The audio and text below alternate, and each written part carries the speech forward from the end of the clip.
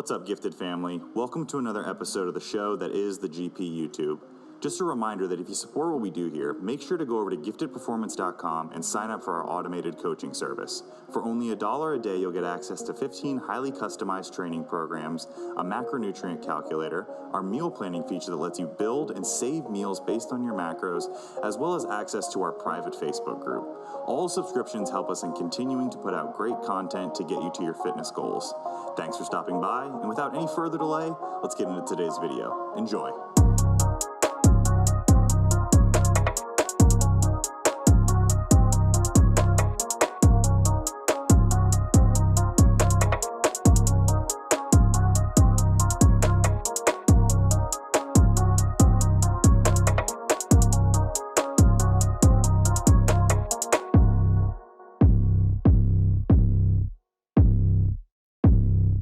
Welcome back to another episode of the Gifted Performance Podcast with yours truly, the voice of the people, the father of all things, squatting in the host of the podcast, Ryan Zeisloft. I've got my two favorite co-hosts that are still here, still putting up with my nonsense day in, day out. We've got Paulie Reps in Reserve, Surferini, and Cameron Cheeks, dubbed by our favorite posing coach, Kenny Wallach, and a new face to the podcast, but an OG in the game, Mr. Lyle McDonald. Welcome.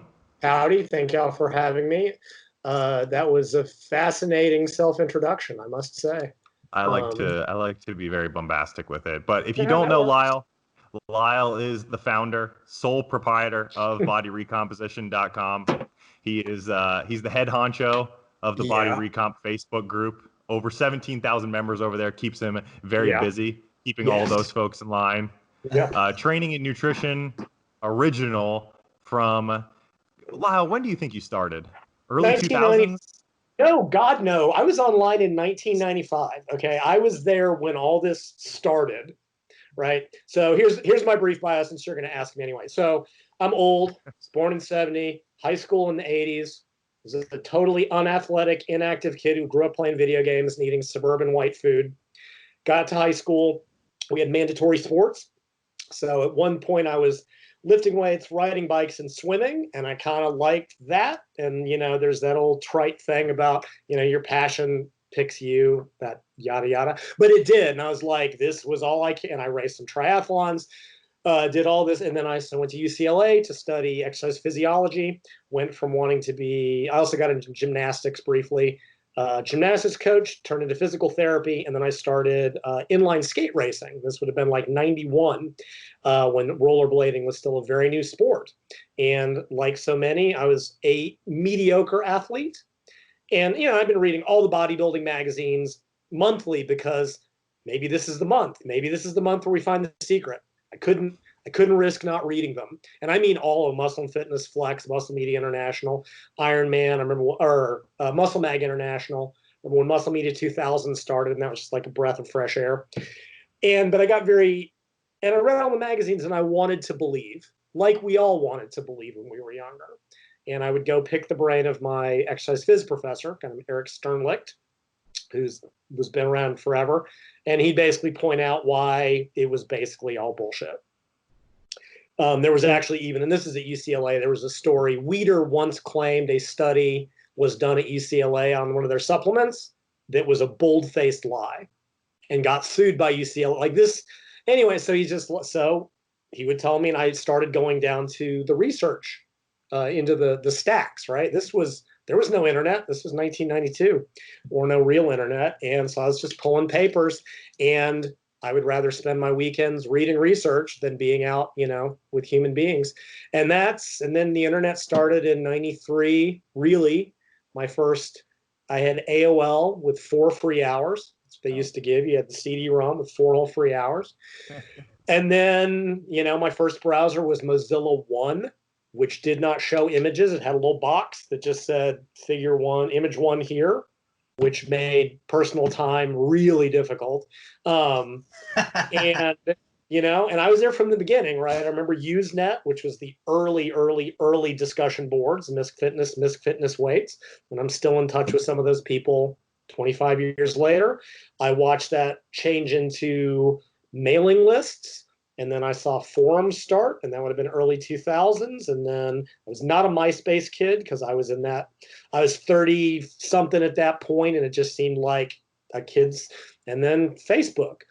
But anyway, so moving back, I wrote my first book in 98, which was The Ketogenic Diet, right? In the mid 90s, Anabolic Diet by Mara DiPasquale and Body Opus were kind of and I did Body Opus and was friends with Dan Duchesne and hung out with him for a few days, and that was and then decided to write this book originally with a co-author, and then that fell through.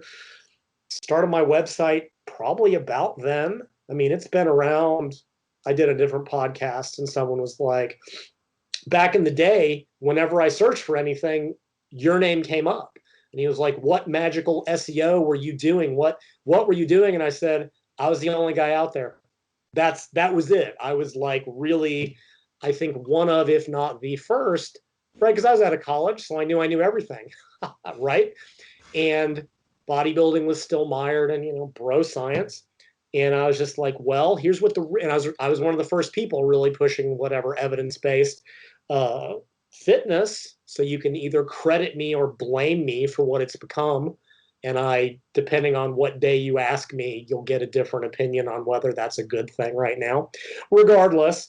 So yeah, I've been there since it started. I'm now 25 years. I've been online at my articles are on, I've got 400. Well, I had 600 till I coincide, over 400 articles on my website. That was my first book, and I've written 14 since then on various topics. I always like to point out, both smugly and annoyingly, right? I wrote about flexible dieting in 2004, and nobody was ready to listen.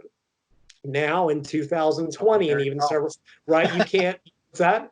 I said until Eric Helms said it. Yeah, right. And now you can't swing a dead cat in a room for whatever reason. You'd swing a dead cat in a room, and that's all people are talking about. And I'm like, dude, I was there 14 years before any of y'all, but the industry was just like, you can't get contest lean with that. That you must. It was just.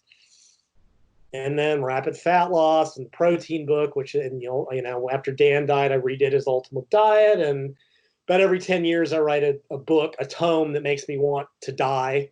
Keto was first. Protein was exactly 10 years later, 2008. And then, of course, the women's book, which was published in 2018. So that was the most recent one that made, in between our little shorter books. And I've just been around forever. I went from being the new guy. Everybody coming up now is like, yeah, I grew up reading your stuff. I'm like, wow. I'm old. So that's that. And again, it was really my motivation was I wanted to be a better athlete than I was.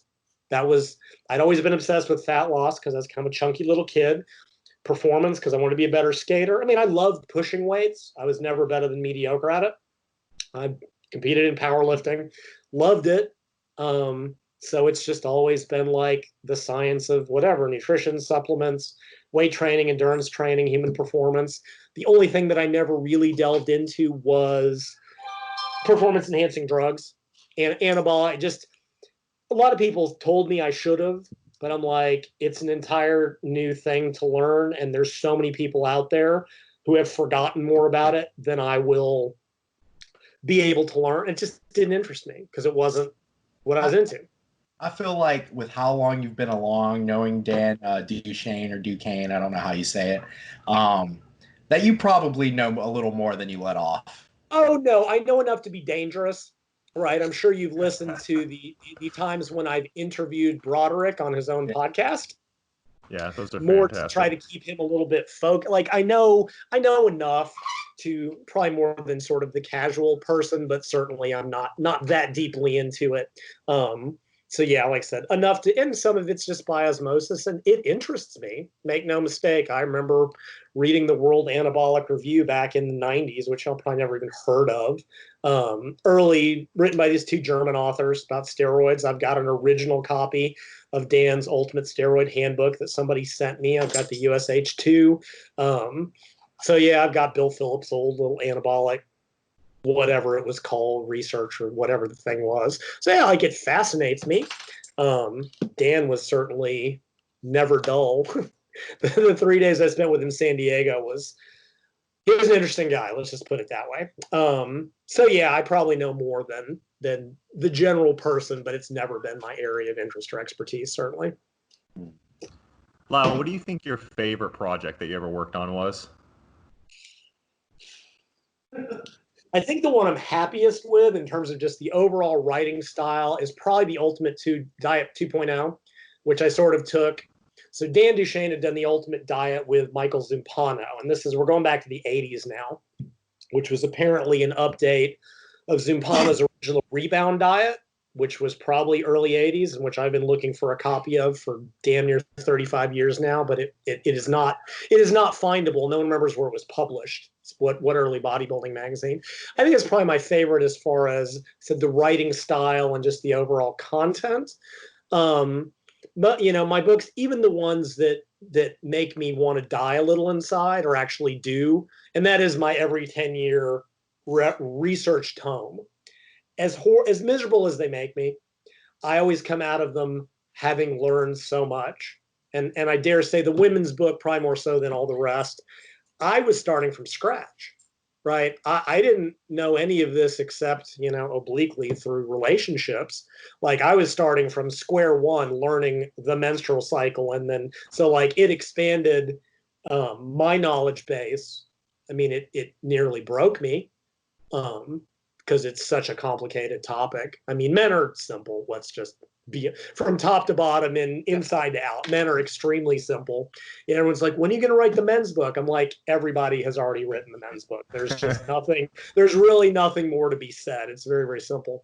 But yeah, so I don't, probably Ultimate Diet 2 favorite. I still got the super secret project going on 14 years and counting, that if I ever get that written, we'll see. So, yeah. It's so secret you can't tell us what it's about. Not without signing an NDA. Out. We'll cut it. Oh. I've been talking about that since like 2008, and I'm nowhere. It's partially written, and I just have whatever. How long? Go ahead. I've got 4 or 5 books partially written. I'm real good at starting projects right now. How long does it usually take you to finish a book on average? It's hard to say. I mean, a lot of it depends on how you define start to finish. So when I wrote Stubborn Fat Solution, I wrote that very, very quickly. Actually, I'll be honest, I wrote it in 24 hours. Admittedly, I was a little bit manic. Now I was a lot manic. But it was the culmination of 10 years of research where I've been paying attention to literature. Excuse me one second. Sneeze? No. And so it was like, was it 20? And some of it I was pulling articles off the website that integrated with it. So it's like, is it a 10-year project? Is it can you please stop? Enough. The women's book from start to finish, I'd probably say took about 3 years. Keto, which is my first book, took about 2 of research and writing till it was really done. Some of the others have gone much, much more quickly. The ones that aren't referenced are the ones that go much more quickly, because that is just a nightmare, and usually represent the end result of a bunch of stuff that's just spinning around in my head. Somebody asked me years ago, it's like, what do you do for a living? I'm like, well, I sit around for 10 months and do nothing. I mean, I guess being belligerent on the internet is a career of sorts, but then I write furiously for 2 months. And that's sort of like, people who can sit down and write every day impress the hell out of me. I can't do it. When I'm ready to write, I'll write without stopping. I actually genuinely believe that part of the reason it takes me so much longer to finish projects, back in the day when I did morning cardio, that's when I would write chapters in my head. And once they were written, I could go put them to paper, essentially, without any effort. And now I don't have that anymore. The reference thing always sticks in my head, because I think a couple of years ago, I think I asked you why you didn't put references in your book. And I think you said something like, people misinterpret it, or like, just kind of say some bullshit about it anyway. And I'm like, hey, and you said, if you ever need a reference, just shoot me a Facebook message. I'll get it to you. I'm like, damn, you just have these in your fucking head? Like, yeah, I mean, generally speaking, I'm to the point where it's like, how do you organize your PDFs? Like, I don't anymore. It's usually, honestly, easier for me to find them again online than to find them on my hard drive. But this is one of those things, I've got this appalling memory for that. Like, you'll see it in my Facebook groups. I'll be like, wow, you mentioned a study from 8 years ago on some topic. And I'm like, 10 seconds later, I can remember what the search terms are. I've also got this weird, the last time I went to a library was 2002, because by that point I could get everything in PDF I needed. So all I have to remember is if I read it in physical form, I noticed that my PubMed date limit to 2002 or earlier, so that I don't have to look through the last 18 years of research. So like I can still remember references from stuff I read like in like 1995. It's not, yeah, right. I'm not as good at it now because I'm older, but part of it is also, and people never believe me on this, like this is where my psychosis comes in. I want to read it all. Every time I read a paper and I see their references, I want to read those references. And then I want to read those. That's part of why when I first wrote my ketogenic diet book, our original publisher said, be thorough. And you don't tell someone like me to be thorough. By the time I was pulling 1945 research papers on, there's an old study on 2 Arctic explorers who lived on meat and fat for a year. It gets talked about with the keto zealots all the time. I wanted to read the original paper. And luckily, the medical library I had access to had it in their archives. So I pulled a physical copy and photocopied it.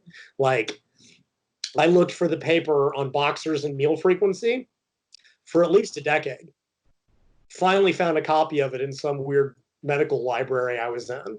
And I think I'm actually the only person who's ever read the whole thing past the abstract. Like, there's a psychosis there with me and this stuff that gets, but trying to reference stuff in book form, especially the way I do it, is just hellish. Trying to reference individual and keep track of everything and put them in a list. So I do that like once every 10 years, and it nearly breaks me. Wow. So hear me out. If morning cardio is the secret to getting Lyle to write a lot more, and we all want him to finish the secret project, and Right. Lyle wants to finish his secret project, Lyle, why don't you just hire us to prep you for a bodybuilding show? Yeah, exactly. Morning cardio's back, everyone wins. Well, and that was it, right? Like some of my best because again, when I had physical papers, I would go walk on the treadmill for an hour every morning, and great time to read because morning cardio is just boring as hell. Or when I was riding the bike or whatever. Yeah, now I can barely keep up with my references because I got people to be mean to on Facebook, and priorities. It's really hard for me to sort of sit down and do my reading anymore. So yeah, I should get a treadmill or walking something, or I can just be lazy and not. That's the other, honestly, that's the problem is, well, there was a point in, I'll say 2008 when I was speed skating, and I hadn't updated my website in forever. I hadn't sent out a newsletter. I hadn't done anything. I was just kind of burnt out on it all. And my sales were really steady. And I was like, you know what? I should work. I started updating my website, started sending out newsletters. My sales went down. My conclusion was, when I do work, I make less money. I'm done. And that's like the problem is that, it's not, it's like, I know people like, I wish I were that lucky. My income's all passive. I've been around for 25 freaking years. Every forum, everything, they have a weight loss discussion, and people who bought my books talk about my books, and I don't have to do any advertising or marketing at all. So it's like, yeah, I could work more and make more money, or I could play Arkham Knight on my PlayStation, and I'm perfectly content with that because I've never had to do any marketing. I've just been online. I've been online forever. So, like your old books, do you still make income on? Because I would imagine right now people are just shooting PDFs to everybody, like Gmail drives, fucking. Yeah, and they have since probably the beginning. Although I think one of the worst pieces of advice I was ever given by someone in the industry was like, "Oh, don't do ebooks or don't take PayPal." Either way, it was really, really, really bad advice. And as soon as I changed that, my income doubled. It's like, dude. And I get the logic of not having physical books because people, if you do ebooks, people will pirate them. Well, guess what? You can photocopy an entire book because I've done it. right? People, you can with a scanner, with a page feeder scanner, all you do is rip the back cover off and scan it. And I know it can be done. I've done it at the library, photocopying entire books before that I couldn't get access to. And I was involved in home computing games since the 80s. So let's just say that piracy is not unknown to me. And we'll just leave it at that.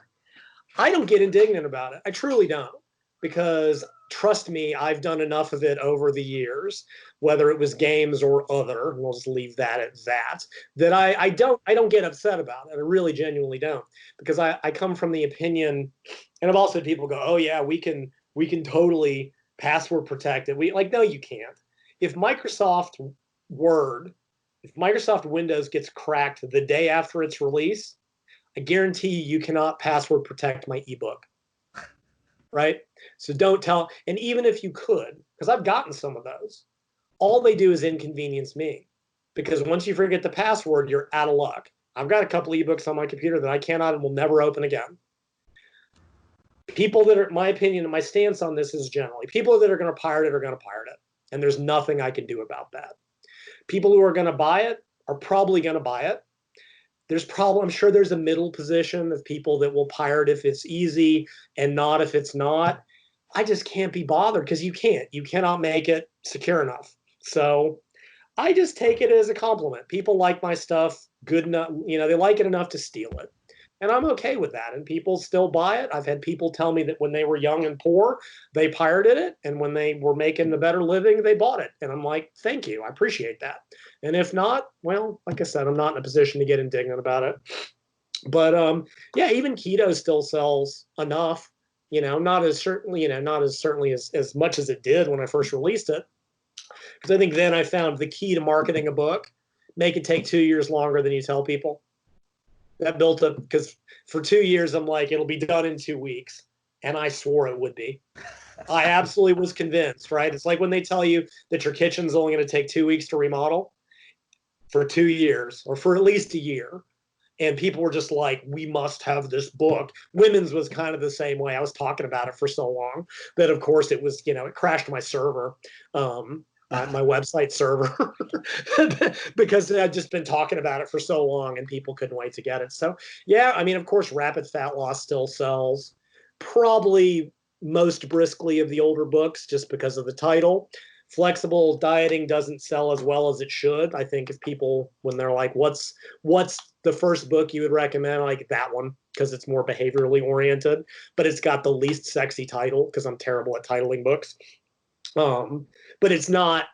Rapid Fat Loss is a sexy title. Like, oh, hell yeah. Guide to Flexible Dieting, especially now when everything is flexible dieting. So yeah, no, my book's still book Male Enhancement, and it'll fucking there's money to be made. That's really funny. You can always tell when.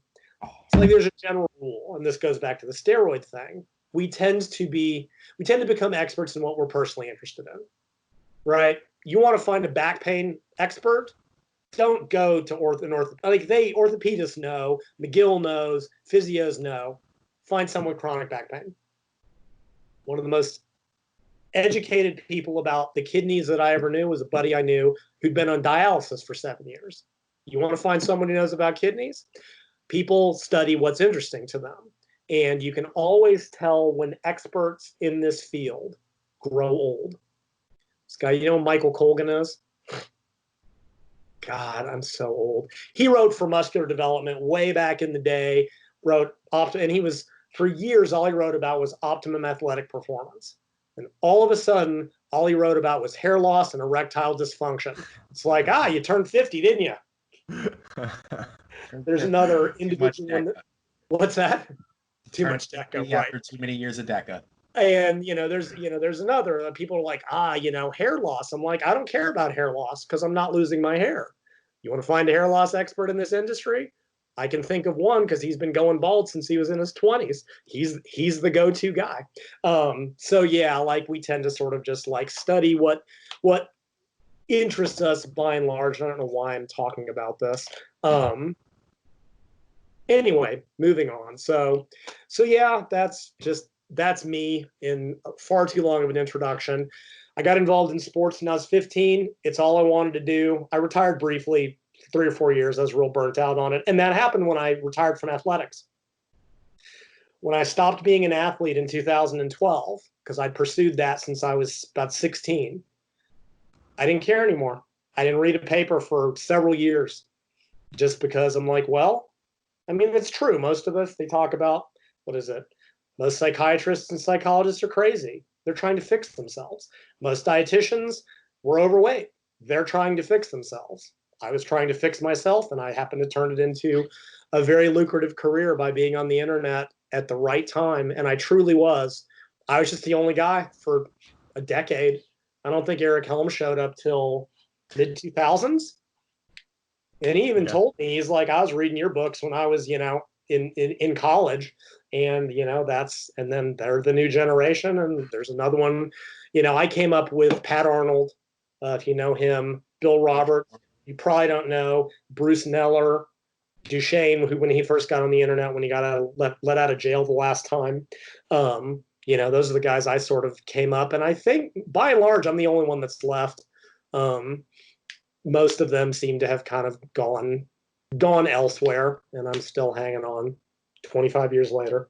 I think Patrick Arnold's still doing, if you're talking about the same one, some chemistry stuff with supplements companies. Yeah. Yeah, well, I mean, he got embroiled in the whole Balco scandal with the cream and the clear. And I remember Victor Conte was online in the same news group. He and I tied it up early on because I knew he was full of shit.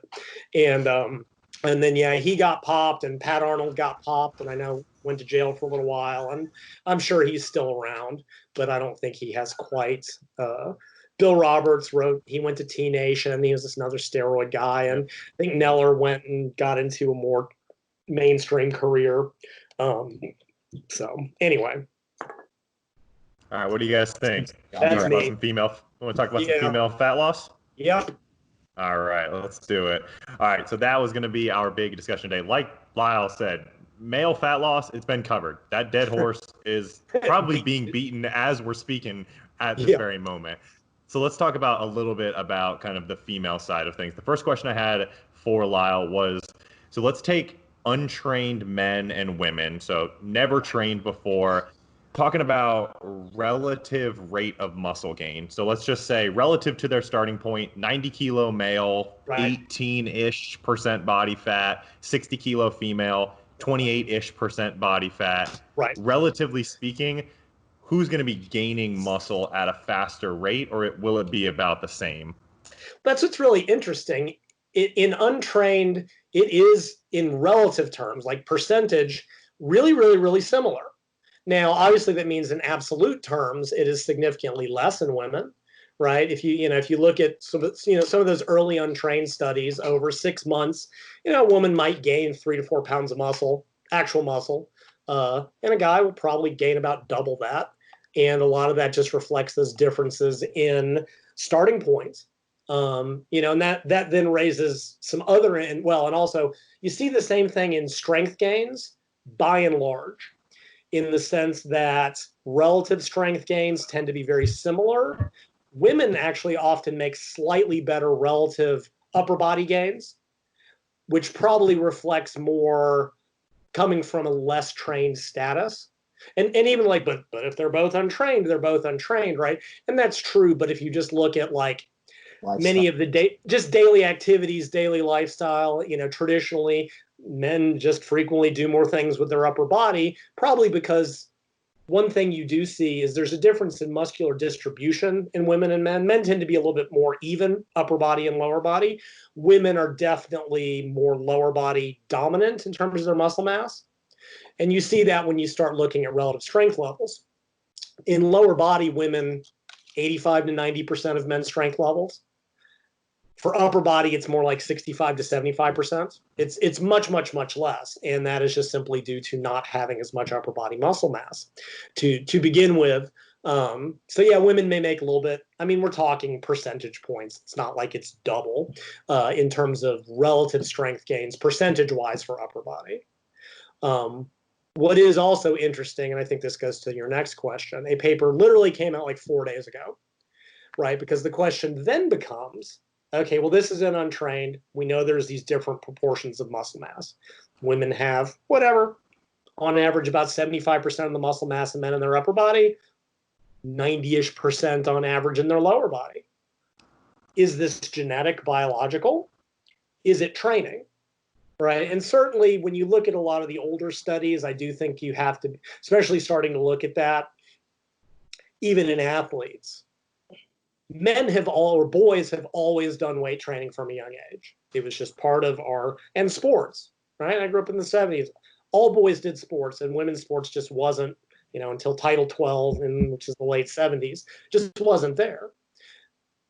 Boys, I had weight training in high school when I was 16, 17 years old. Like, that's just what teenage boys do. And it was so untraditional and almost just like looked down upon. And it was just it was so antithetical. Women just were not accepted in the weight room. They were told not to go in the weight room. So I think when you start looking at a lot of those like 80s studies and even in the early 90s, you are dealing with overlap of the biology with the sociocultural aspect. However, the study that just came out, it's by Takashi Abe, who does all this work on this stuff, he's looked at like maximum muscle mass in male and female athletes. And we're talking outliers. We're talking monsters. And it's occasionally these papers are thrown at me about, oh no, the fat-free mass index cutoff is nonsense. And he's looking at elite athletes, world championship level athletes who say they're not taking steroids. Oh, I believe you. Oh, I believe that these 4 professional NFL football players that you studied were not oh, I believe you. And that's why they had, 260 pounds of muscle mass. Oh, I believe you that they're natural. Sure. But they've identified some outliers, and it's like the biggest male athlete is, 100 Ray Williams is like 160 kilos. The dude's just a monster. Originally in sumo wrestlers, it was like 230 pounds. And the biggest woman was like 80 kilos of actual muscle mass. I mean, that's gigantic. Some of it's a height thing. I find it interesting because if you look at like the last female Olympia, she came in at like 135 pounds of muscle, right? She's competing at 150 and 10% body fat. Like, okay, so you're telling me that a sport that is known for vast steroid abuse can't generate women, and yet you've identified this probably a shot putter or a power athlete. Anyway, and that ratio stays about the same. Like if you look at untrained, the ratio of total muscle mass is whatever, 80 to 8. But even in elite athletes, it seems to be the same. And in a follow-up paper they looked at upper body and lower body muscle mass in highly elite athletes that were doing weight training that presumably have been, in 2020, the differences in accessibility of women to sport is essentially gone, right? If we looked at 1950, the differences would be like 50%. Women were not allowed into sport, and the ones that weren't given a lot of support. That's no longer the case. And they found that it was about the same. The biggest female athletes had about 70% of the upper body muscle of the men and about 90. So it seems like the relative potential stays pretty similar.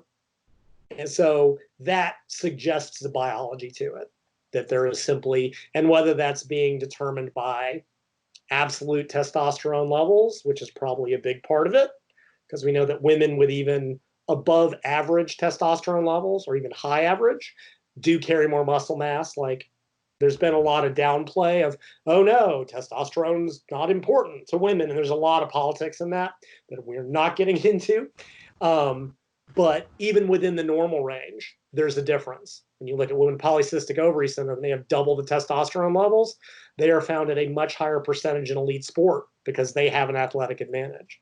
So, those absolute differences, women 30 to 90 nanograms per deciliter, men 300 to 1100, it's 10 to 30-fold difference. But there is a biology to it where there is simply a similar relative cap, but obviously, and some people listening to this go, but you can find female athletes that are bigger than male athletes. Oh, sure. if you're comparing highly trained to untrained, and even then, not always. I mean, there's people in my group have pointed out, like, yeah, you can take a highly trained female and you can bring in an untrained guy and he'll still probably outbench her. And there's not always, but we're comparing like to like. We're comparing the elitist of the elite. Same thing with performance. If you look at the differential in performance, it's about 10% between women and men. And it cuts across almost all sports. It's a little bit lower for like swimming. It's a little bit higher in very upper body dominant sports, like kayaking. Women are like 25% behind men. Why? Because it's an upper body dominant sport. And the ratio is most lower body sports about 10%. But that stayed stable since like 85. I have a question. Have any of these studies done like muscle biopsy and looked at like components of muscle to see like, men maybe had more sarcoplasmic, 18 glycogen, whatever, fucking myofibrillar, whatever. To a degree, and the only real, so one of the big ones is it looks like women store a little more intramuscular fat. It's like 5% difference. So like right there, we're looking within a given volume of muscle, there's going to be a little bit less actual skeletal muscle tissue. There's a long held belief that that women have more slow twitch fibers than men. And that is that. Can you please stop? It's my dog. Can you please stop? And that is often true on average, but there is just a huge variability. It's like what you do see is women are more likely to have the highest percentage of type 1 fibers. So like compare male and females, and it's like, okay, men range from 25 to 65% or whatever it is. Women range from like 25 to 85%. So you're more likely to find women with extreme distributions. But, and there's, a recent study came out and they were like, oh, in elite female Olympic lifters, they had 5% more fast twitch fibers than the men, at least in the lower body. Well, is that a transitionary thing? Is it because their training caused them? Probably not. Who are the women or the men that are going to be the elitist Olympic lifters? The ones with a high proportion of fast twitch muscle fibers, right? And that's always very difficult to separate out. It's like, of course, you don't get to the top of that sport. You don't get to the top of running without probably being born with a physiology that is going to make you good at it. So yeah, that I haven't seen anything about sarcoplasm.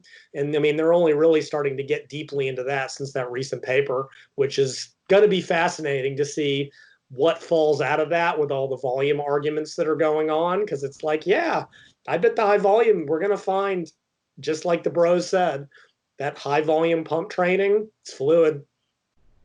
Because even the one study with so much controversy, it's like, yeah, somehow the highest volume supposedly generated more growth, but no difference in strength gains. No, sorry. Didn't they use 60% the entire study and just kept adding sets? So that was the one that Israel was involved in. So they did 60% for a 10 rep mat for 10 reps, right?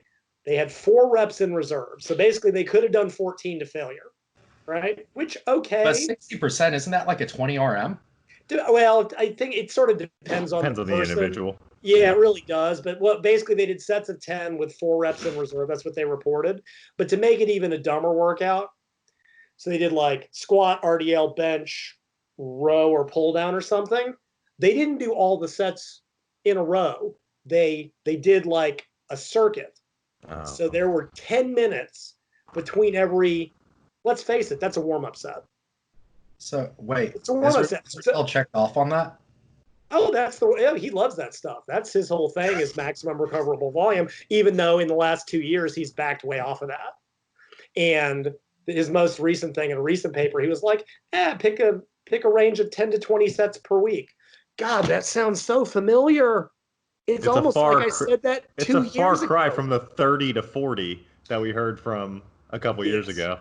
Yes, or even in one of his early articles where he said you needed 36 sets of traps a week. Really? Oof. And 36 sets of abs. Really? But yeah, so they were doing basically what to me amounts to a warm-up set every 10 minutes. You could do that all day till you got bored because they never reported less than 4 reps in reserve throughout the entire. There was no cumulative fatigue. And they're like, okay, well, at the 20 set mark, there was really no significant further growth. What growth there was fluid. And when they went back and analyzed it, they were like, oh, yeah, this was not really muscle fiber growth. This was sarcoplasm. Right, because you're not stressing the actual muscle fibers. You can't have created that study and have lifted. Like, I wonder if that was even close to foreign reserve. Well, that's what they were reporting, but people are so terrible at that. You would think it'd be around like 65 to 68%. Should be. And even the studies on reps and reserve, it takes skill to use it, right? And I've talked about this in my group. People are like, I see these studies and they're like, oh yeah, we did sets of 10 to failure on 60 seconds. I'm like, no, you didn't. Because I will bring you into the gym, and if I take you to set of failure on squats, you are not getting off the floor for 3 minutes. Like, do not lie or send me the video. Now, they're like form failure. Most people don't have the first clue where true limit failure is because they've never gone there. They stop when it gets hard. And the studies, even on reps and reserve, show that A, it gets better as you get more trained, but B, the further you are away from failure, the less accurate it is. No, but nobody, if you go do a set, could you tell when you're 5 reps away? No. Can you tell when you're 2 reps away? Sure. Because the bar speed slows so much, right? You do a set of 10, like a true set of 10 to failure. 3, 4, 5, 6, 7, 8, 9, 10 is like barely gets through the sticking point. Like 4 from failure, nobody can accurately report that. So all these, I think we're going to find that, going back to the sarcoplasmic thing, that the super high volume studies, that's all there, which is fine if you just want to be bigger, I guess, or be pumped up or whatever. I guess that's fine. Or, you could train heavy and actually, this will turn out that the bros were right, that pump training builds fluid volume and intense training builds density or quality or whatever it is. And maybe for bodybuilder, do both. But, it's even there was one really interesting paper that was looking, they measured muscle thickness like every day, and they did their training for 8 weeks. And then a week later, 1 week of no training, all the growth was gone. That's fluid. It has to be. You don't lose muscle. You don't lose actual contractile muscle fibers that quickly. It's fluid. It has to be fluid. It's like when somebody takes a deload and is asking me, Paul, I feel so small and flat. Why am I down 3 pounds? It's like, you haven't been training for a week, man. Yeah, it's glycogen and water. And it's that same thing when you start like a contest prep diet. And those like first 2 weeks, you swear you get fatter and you look worse. Yeah. You look worse. But it does. You're just like, oh my God, I look stringy and flat. And you lose a bunch of same reason that when you come out of a diet, like for the first 2 weeks, man, you look better because your muscles fill out and it stretches and you look a little bit leaner. And then the fat gain starts once you get beyond that. And I know we're going to talk about that towards the end. But it is. These are all major fluid shifts and they're measuring it. They're like, oh no, 2 to 3 days is enough. I'm like, no, we need the data on that. We need to know if you're doing 15 sets and you measure 48 hours later, you're probably still a little pumped up. That's what bodybuilders do it. And that's what we're going to find is that these super high volume studies are number one, it's just fluid because you can't stress the contractile components, the actual muscle fibers. B, when you start to look at it, like, the low volume, the studies that support a moderate volume, right? 10 to 20, 12 to 16 sets, invariably use 2 to 3 minute rest intervals. They go heavy. And the ones that don't are using these 60-second rest intervals. There's another one, a study, Brigado and all. Tell me if you think this workout's possible. This is in the same workout. 8 by 10 rep max to form failure in the squat on 60 seconds. By the second set, you're getting 3 reps before you're falling apart if you're lucky. If I was in that study and they're like, all right, next set, I'd be like, no. I'd just be catching cramps and be laying in the floor. And then rest 2 minutes, 8 by 10 RM on 60 seconds in the leg press. There's no way. And 2 years ago, I said, if you think I'm wrong, send me the video. Send me an uncut start to finish video of that workout, and I will send you a free book and apologize on my website and say I was wrong. I've yet to get the video because everybody knows I'm right. The workout cannot be completed.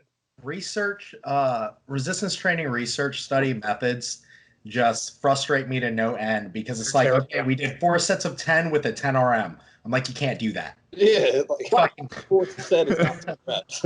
You missed the RM part.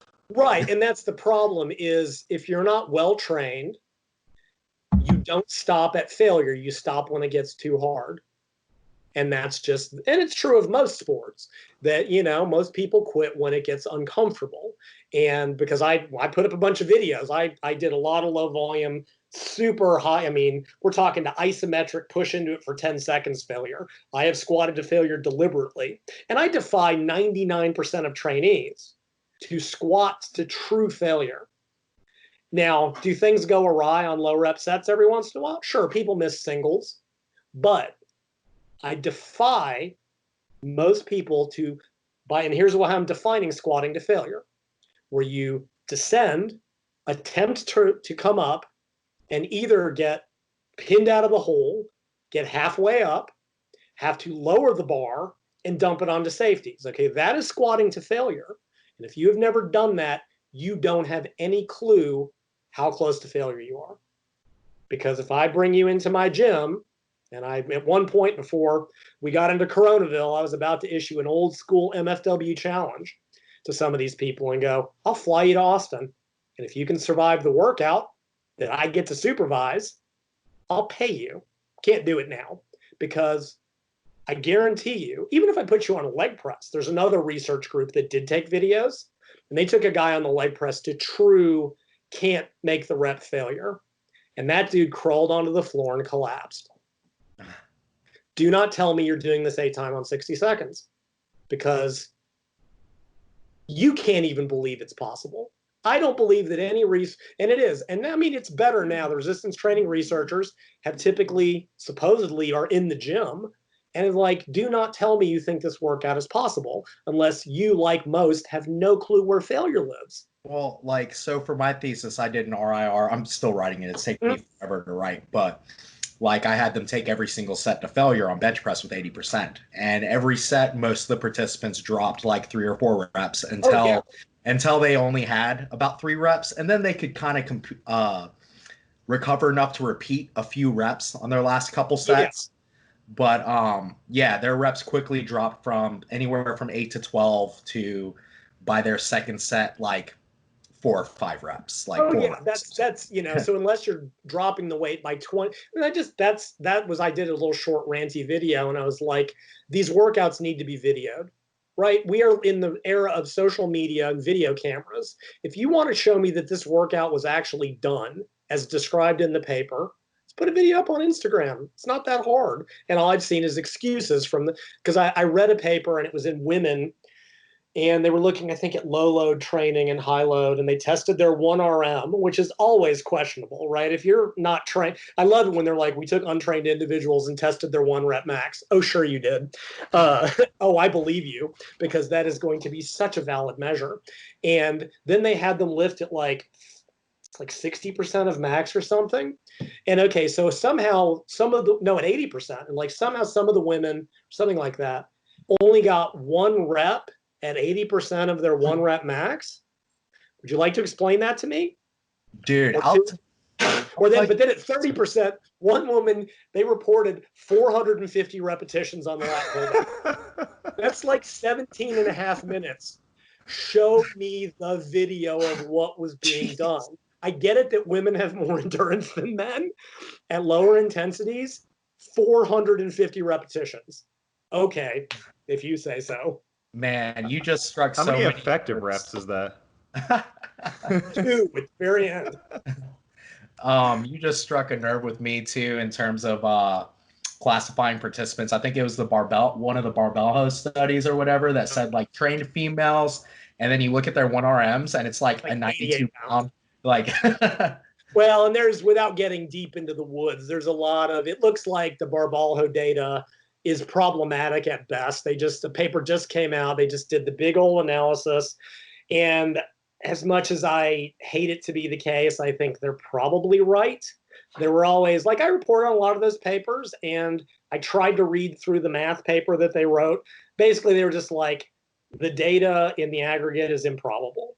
And I think they're probably not wrong. I want them to be, but I don't think they are. I think when you do 10 studies and the numbers are that damn near identical, and some of it raises some questions, I don't think they're going to turn out to be wrong. And I'll be the first one to go, hey, they already attracted one paper, and I depublished that on my site and said, but I just said, hey, this has been retracted. I removed the article because that's the intellectually honest thing to do.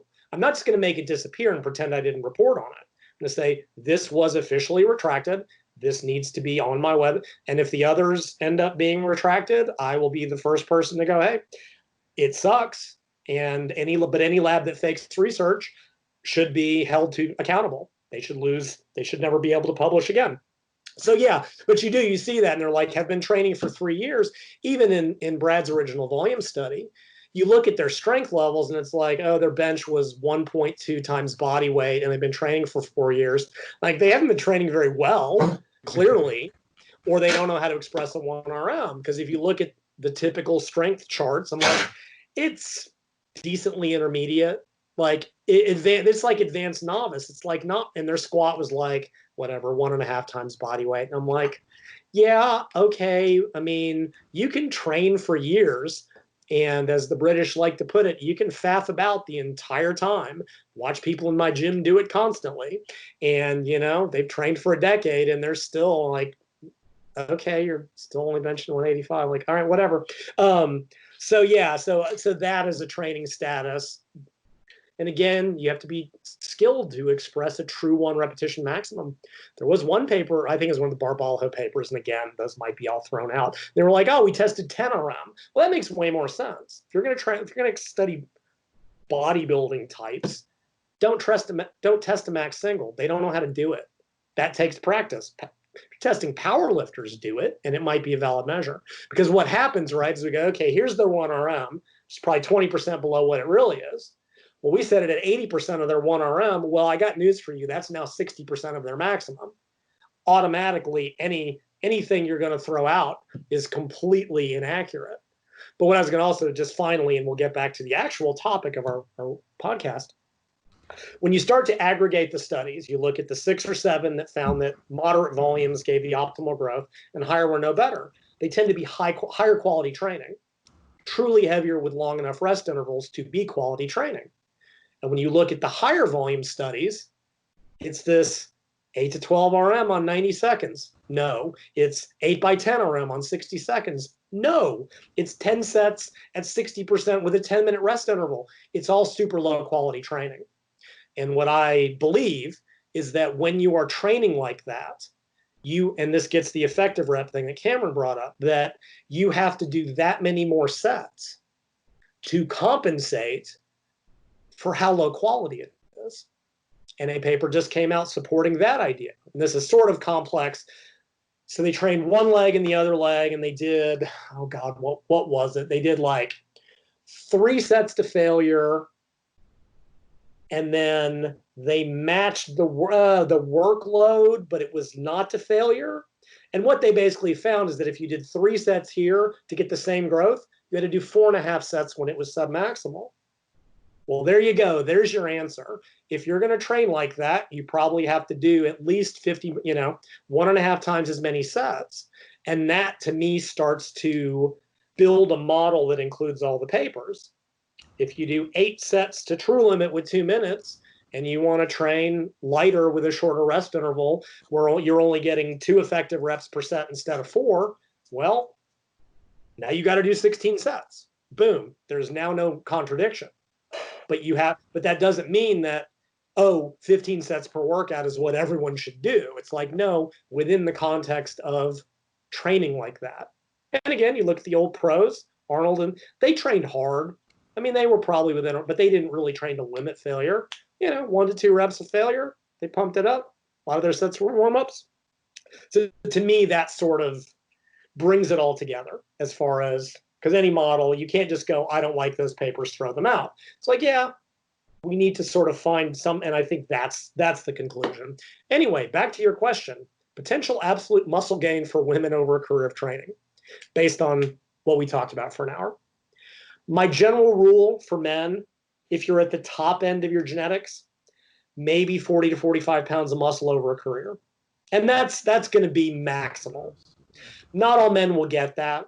Like I would say that's, you look at, and which of course that gets into like, all right, if you've got a guy that's 220 on stage, which is rare to be 220, natural, 220 on stage in shape.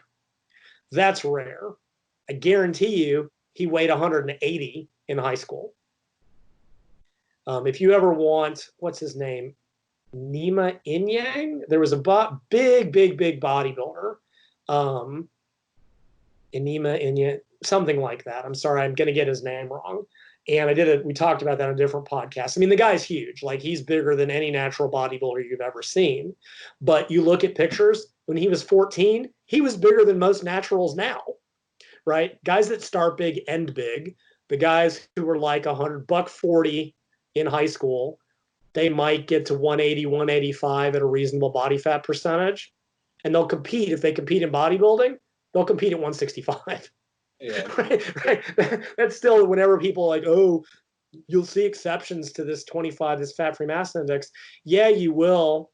But there's a reason that the middleweights is still the most contested class. You do not see many guys at 210 in competition shape. And Go to a bodybuilding contest and you will see 30 guys in the 165s. Our nutrition is supposedly better than ever. We've got all these new training methods. Naturals still can't get past 75 kilos in shape. And that's all the elite ones that didn't go off to play high-level collegiate sports because they already had talent somewhere. Yes, and there's that too. There's always been that counter argument that certainly the superior athletes generally don't go into bodybuilding anymore than they go into Olympic lifting. They go into sports where they can make money. So that's absolutely, I agree. But then again, you see these papers are like, yeah, we had 8 NFL athletes who said they weren't on steroids. Oh, yeah. Dude, steroids have been in the sport since the 70s, right? They used to pour Diana Ball on cereal, breakfast of champions. Of course they can't say they're on steroids, but don't even pretend you can believe this. Don't tell me that a world-class shot putter is gonna be clean. You can't be in the modern era. But anyway, so for women, I generally just cut those values in half. Again, at the very high end, right? You're looking at a woman might gain, 20 pounds of muscle over if she, and realize that when I throw these numbers out, we are not talking about general population. We are talking about someone that basically dedicates their life to getting every gram of muscle they're going to get. Right? Because like I said, take the average untrained woman, train her for 6 months, she might gain 3 to 4 pounds of muscle, right? Which is about half of what I'd expect a man to get. She continues training intensely for a year. She might double that. So now she's at 8, 10 pounds, maybe 10 if she's lucky. Okay, the next year she's going to get about half again, right? We're at 15. Then it's going to take 2 more years to get the final, microscopic amount, and that's at the high end. Most women probably won't even get that. And there's an article actually on my website, and I think it's just, I've got one that talks about genetic potential in men, and then I've got another one that's on genetic, that's just excerpted from the women's book. And a lot of this data, they determine muscle mass relative to height. So they're like, oh, you can carry X pounds per inch or X kilograms per centimeter if you're a communist. And oh wait, I'm sorry, if you live in a non-metric country. I shouldn't have said that out loud. And what I identified was like 3 different values. Right. And I'm like, okay, here's where they measured elite female bodybuilders. Here's like general. And I'm like, okay. And it didn't go that high. Right. If you look at most females training, right, who might be whatever, say 120, 125 pounds at a reasonable 22% body fat, like 95 to 100 pounds of muscle, maybe a little bit higher. Maybe a little bit lower, if they're lucky. That's 5'5", something in that range. And but again, to get that last 5 pounds is going to take years. I still see guys, and this is an Instagram and this is a social media thing. They're like, yeah, I've been training for a decade and I'm doing this new thing where it's high frequency and whatever, and really like my results. I'm like, really? Show me the numbers. Did you gain the last quarter kilo you're going to get? Did you gain the last half pound you're going to get this year? Right? At the advanced level, you've got guys grinding for a year to get half a pound if they're lucky. And the counter argument says, well, I'm 10 years, I compete at a heavier weight, right? On stage, I'm right. You learned how to diet. That's the difference. You learned how to not hemorrhage muscle mass on the way down, but you're not any bigger in the off season than you were. And you're not going, because at 4, maybe 5 years, you've hit your limit. And there's only one way to go past it. And it's not full body 5 days a week. It's something else 5 days a week, but go ahead. Someone else who talks about that, and I give him credit for talking about it, is Jeff Alberts. He talked about that. He talks about that a lot on his Instagram, about how he hasn't really learned how to do anything new in training. His training looks the same now that it did 15 years ago, but now he actually knows how to diet without losing 70% of what he gained in the off season. Yeah. And it's interesting. You still hear that claim made, and it's like, oh, as bodybuilders get older, they have better muscle quality, whatever that's supposed to mean. It's one of those real vague, and I don't know if it's, to muscle density or whatever it is, but it's like, I think you're just learning to diet more effectively, to not hemorrhage the 25% muscle mass that you get when you do it badly. And that, whatever it could be, recognizing that the 1 gram per pound is not even enough for naturals, using refeeds and diet breaks that, man, I just can't. Do y'all remember who first really talked about that formally? I think it was Lane Norton. Yeah, I think it was Lane Norton. And make no mistake, right? Duchesne was doing that long before me. He's like 10-week diet, 4 weeks on, 2 weeks at maintenance, try to raise, but like he didn't know really why it worked, but I just kind of put it in formal terms. And now that's like all you read about, and they finally doing studies on it. And I'm like, I wish these researchers would just read my damn book from 16 years ago. They're like, oh, we tried taking a week off every 4 to 6 weeks, and we limited the reduction of metabolic rate. Like, really? Really? Wow. I've seen the same thing. If y'all have read my little bromocryptine booklet, one of the weirdest books I ever read, wrote rather. And that was another 15 years ago. And it was like, wait, what? And I'm like, no, trust me on this. And now I'm reading papers on anti-obesity treatment. They're like, yeah, we should try dopamine agonists. I'm like, oh, really? How very? So anyway, so relative rates, relative muscle gain seems to be the same, but when you start looking at the differences in starting point, then you end up at about the same proportion. And again, I think women will find generally that their upper body muscle mass, it's just never as developed by and large. And you see this in sport. Go to a powerlifting meet. Women frequently have great squats, pretty good deadlift, and then the bench is kind of a tragedy. And I'm not saying that to be critical. This is simply women don't have the upper body muscle mass. Even deadlifts can be a problem because the upper back still has to be able, you see much more rounded upper backs in female powerlifting. I mean, outside of doing it deliberately, their legs can move more than their upper back can maintain an arch on, and that's perfectly fine. Squat's not as bad. Certainly you see this in female Olympic lifting, because at the end of the day, you got to hold the weight overhead. What their legs can move is far in proportion of what they can often shoulder. What I found interesting, when the Chinese really burst on the scene, the Chinese female Olympic lifters are jacked, right? Their upper bodies are just enormous. And whereas the women, the other countries, the women overhead were just wobbly. And I mean, Chinese female lifters are just like, bored now. Can I put the bar down, please? And supposedly they do proportionally more upper body work for that reason. So at the end of the day, women will often have just, fantastic legs comparatively, but their upper body may lag behind. But I do think on average, at the very top end, men might gain 40 to 45 pounds, and most won't put in the time to gain all of it.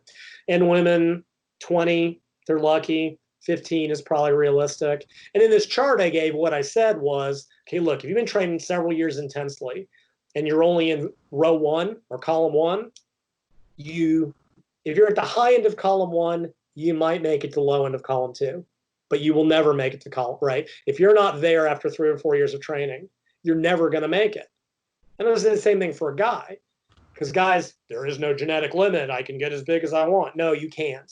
If you've been training intensely for 4 years and you're 180 at 12%, you will never be on stage at 195 naturally, period. You don't know my work ethic. I don't have to know your work ethic. This has nothing to do with your work ethic. This has to do with sheer biology and sheer genetics, that unless you artificially increase your testosterone to support that muscle mass, you're never, ever, ever going to get there, period. So I would sort of put the absence in that realm. Unless you have somewhere around 600 milligrams of work ethic that you can increase, at you least ain't getting there, buddy. It ain't happening. And then that's only initially, right? You're going to need to, one of the best strawman arguments I wrote my article about, steroids build muscle without training, actually, as well as training at least. And that 600 milligram study, which is a lot, well, it's a lot by medical standards. It's natural by current powerlifter standards. Powerlifters consider anything less than a gram a week to be natural. No joke. A gram a week doesn't even count. And I wrote that, and one of the luminaries in this field said, well, you won't keep growing on that.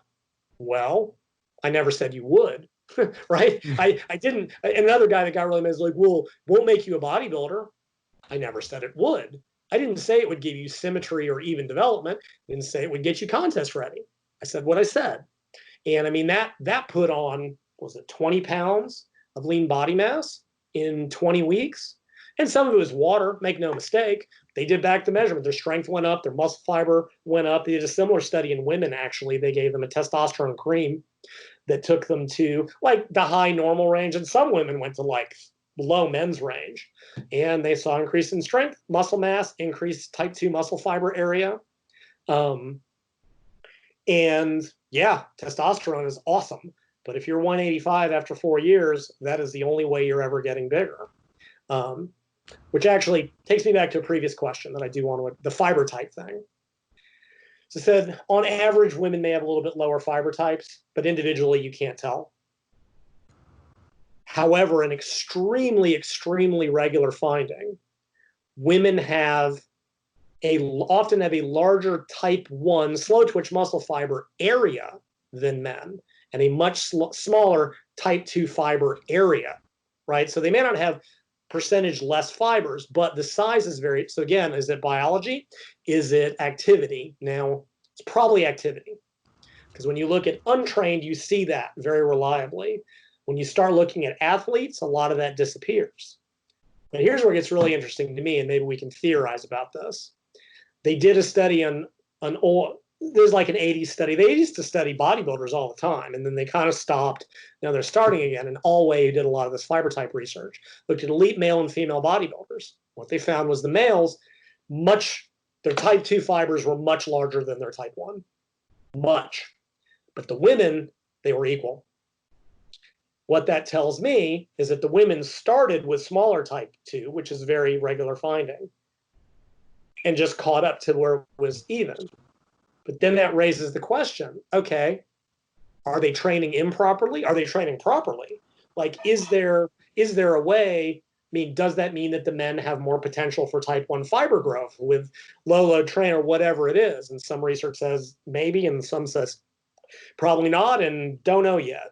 And it's like, okay, does that mean, is there a way we could get women's type fast twitch fibers to be bigger than their type 1 as you see in men? Or is it simply that over their 3 or 4 years of training, they just catch up so that it's even? It's like I said, men start here and just get bigger. Women start here and just catch up.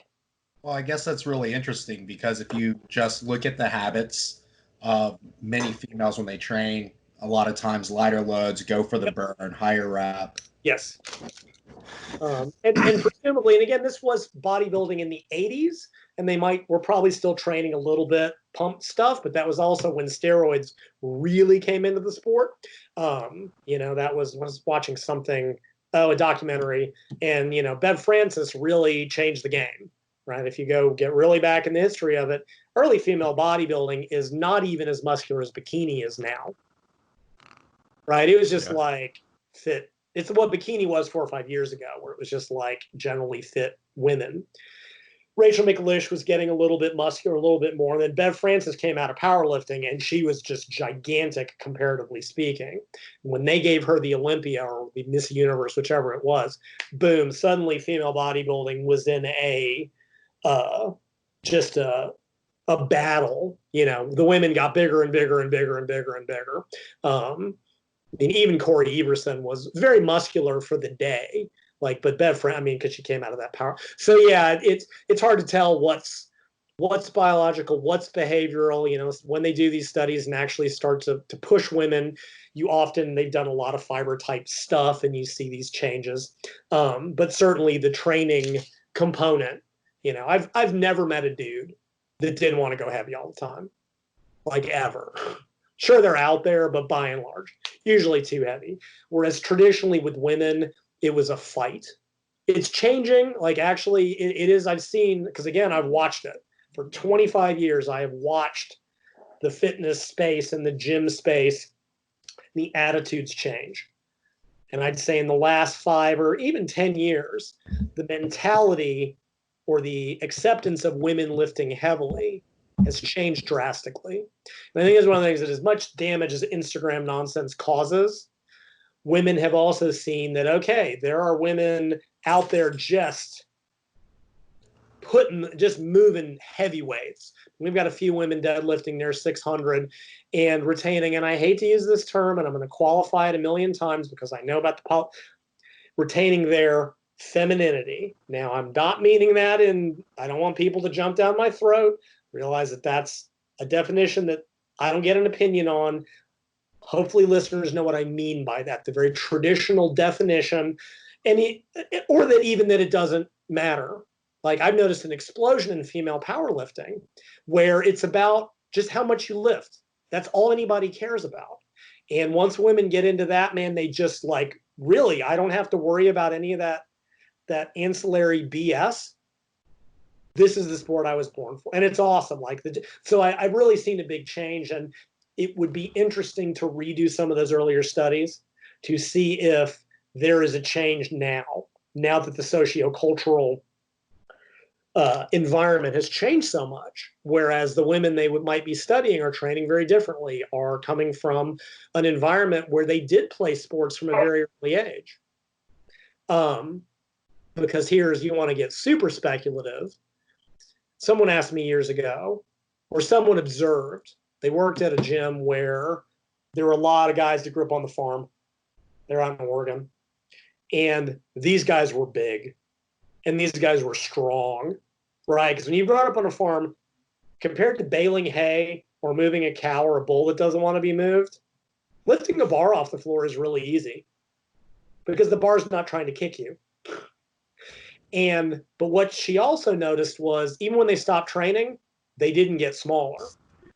And the question became, right, puberty is this natural steroid cycle. And it seems like individuals, males who train very heavily and get big, then it's almost permanent. It's very different than when you're older because there's probably the hormonal profile, the physiology is very plastic, and that what you expose it to, whatever. We can get down the rabbit hole of epigenetics and all this other stuff nobody cares about. And it makes me wonder if we looked at women that got in the weight room when they were 15 as opposed to in their 20s, if we would see a difference in the physiology. And I hope somebody will, as we are doing more female research, I hope we'll see that because I think it would be really instructive.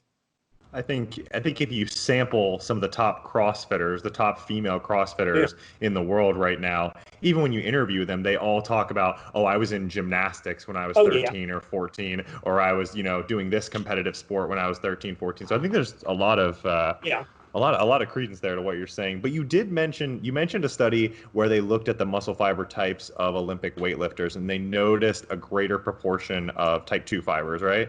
Yes. Did they also look at the size of the fibers there? Let me see. So the paper has the fascinating title of Extraordinary Fast Twitch Fiber Abundance in Elite Weightlifters, and there's like 14 authors. Let's see. Yes.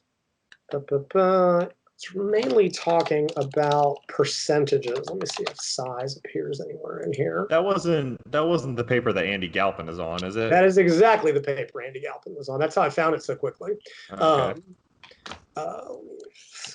Cross-sectional area. For Paul and Cam that probably don't know, they took muscle fiber samples from weightlifters who were lifting at I believe it was the Houston World Championships. So they took samples from the best.